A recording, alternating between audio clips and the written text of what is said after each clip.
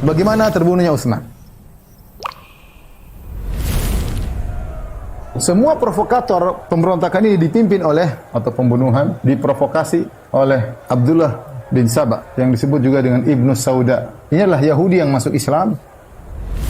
Ya, kemudian dia kesana kemari memprovokasi, menjelaskan tentang keburukan-keburukan Utsman bin Affan radhiyallahu anhu. Dia datang bersama 3.000 sampai 6.000 orang. Akhirnya datanglah mereka. Antara masjid dengan rumah Utsman ada semacam lantai. Disitulah mereka berkumpul. Mereka mengepung rumah Utsman bin Affan radhiyallahu anhu. Apa tuntutannya? Tinggalkan kekhalifahan. Yaitu kata mereka lengser. Dan Utsman tidak mau menanggalkan kekhilafahan, ya, karena hadis-hadis Nabi sallallahu alaihi wasallam. Ya. Dikepunglah Utsman bin Affan radhiyallahu anhu. Utsman tidak boleh keluar rumah. Utsman mau sholat di Masjid Nabawi dilarang, dekat. Dilarang, tidak boleh kamu sholat di Masjid Nabawi, di rumah saja. Akhirnya datanglah para sahabat. Banyak sahabat yang datang menawarkan diri untuk berperang. Sampai 700 orang di rumah Utsman waktu itu berkumpul siap melawan. Mereka siap mati demi Utsman untuk membela khalifah kaum muslimin.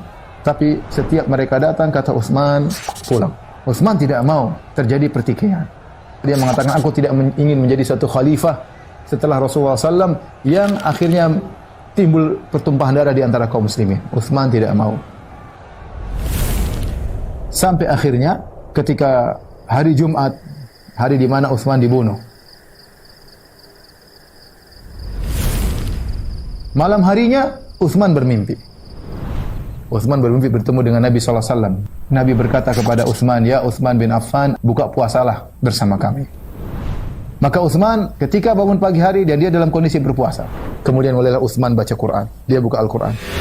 Mulailah orang-orang gelisah mau bunuh Utsman.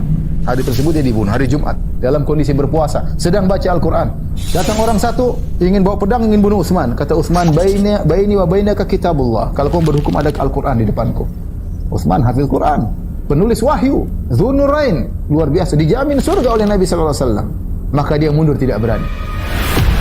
Datanglah salah seorang disebut dengan Al-Maut Al-Aswad, dijuluki ya, dengan bertubuh hitam. Maka kemudian datang kepada Utsman, Utsman baca Al-Quran. Kemudian dia mencekik leher Utsman dan dia sombong. Utsman sudah tua, 82 tahun. Dia cekik leher Utsman, kemudian dia menghina, dia mengatakan betapa mudahnya saya mencekik leher. Kemudian dia ambil pedang, dia mau tikam Utsman, maka Utsman menahan dengan tangannya. Ketika dia menahan dengan tangannya, entah tangannya putus atau tidak,